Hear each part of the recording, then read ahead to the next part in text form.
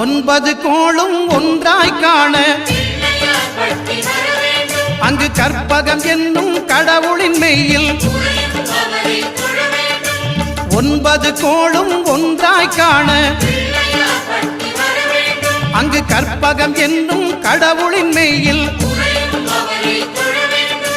சூரியன் முதலாய் 9 கிரகமும் பலவித குணங்களை கொண்டிருக்கும் எங்கள் கற்பக தருவில் அவை வரும்போது ஒன்றாய் சேர்ந்து பலனளிக்கும்.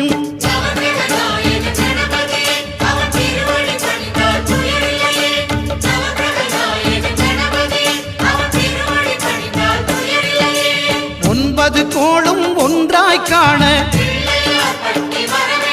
அங்கு கற்பகம் என்னும் கடவுளின் மெய்யில்